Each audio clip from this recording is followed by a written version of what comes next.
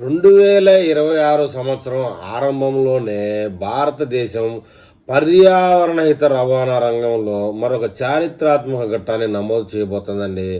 దేశంలోనే తొలి హైడ్రోజన్ ఆధారిత రైలు జింద్ సోనిపట్ మార్గంలో పరుగులు తీయడానికి అన్ని ఏర్పాట్లు పూర్తయ్యాయని చెప్తున్నారు.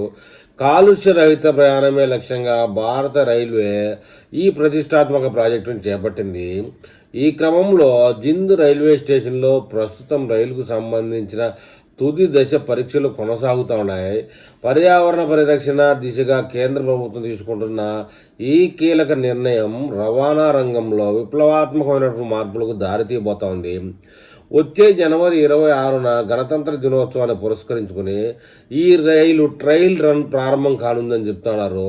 జింద్ నుంచి సోనిపట్ వరకు సుమారు 90 కిలోమీటర్ల పొడవైన ఈ మార్గంలో ఈ పరీక్షలు నిర్వహించబోతున్నారు. ఈ ప్రయోగాత్మక ప్రయాణం కోసం 8 ప్యాసింజర్ కోచ్లు, 2 డ్రైవర్ పవర్ కార్లను సిద్ధం చేశారు.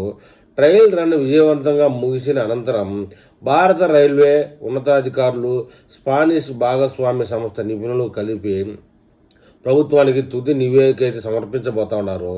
దీని ఆధారంగా భవిష్యత్తులో దేశవ్యాప్తంగా ఇలాంటి రైళ్లను ప్రవేశపెట్టే అవకాశం ఉంది. సాంకేతికంగా ఈ హైడ్రోజన్ రైలు అత్యంత ఆధునికంగా రూపొందించారు.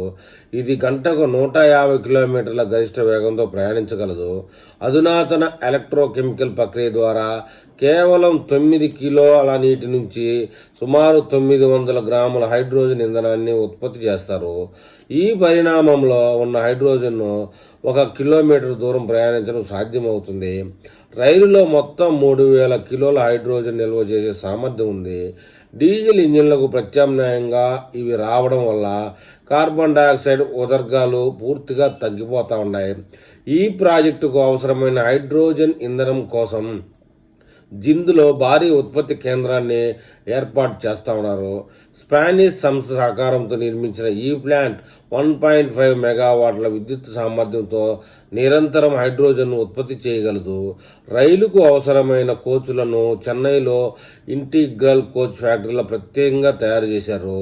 ఇప్పటికే అనేక కోచ్లు ఢిల్లీ సమీపంలోని సెకూర్ బస్తీ స్టేషన్కు చేరుకున్నాయని చెప్తున్నారు. ప్రయాణికుల అవసరాలను బట్టి దీన్ని దశల వారీగా సేవల్లోకి తీసుకురానున్నారు. ప్రయాణికుల సౌకర్యాల విషయంలో ఈ రైలు ఆధునిక మెట్రో రైళ్లను తలపిస్తుంది. రైలులోని ఏసీ లైట్లు, ఫ్యాన్లు అన్ని హైడ్రోజన్ ఇంధనం ద్వారా ఉత్పత్తి అయ్యే విద్యుత్తుతోనే పనిచేస్తాయి. ఆటోమేటిక్ తలుపులు, కంప్యూటరైజ్డ్ డిస్ప్లే బోర్డులు వంటి ఆధునిక సదుపాయాలు అందుబాటులోకి రాబోతూ ఉన్నాయి. ఇంజిన్ అమర్చిన 1200 HP సామర్థ్యం గల మోటార్లు ప్రయాణాన్ని మరింత సుఖవంతంగా మారుస్తాయి. శబ్దం చాలా తక్కువ ఉండడం వల్ల ప్రయాణికులకు ప్రశాంతంగా గమ్యాన్ని చేరుకోగలరు. దేశాన్ని కాలుష్యరహిత దిశగా నడిపించడంలో ఈ హైడ్రోజన్ రైళ్లు కీలక పాత్ర పోషిస్తాయని చెప్తున్నారండి. ఏది ఏమైనా నీటితో నడిచే రైలు అంటే భారతదేశంలో పెట్రోలు, డీజిలు, పవర్ ఆదా చేయడమే అవుతుంది.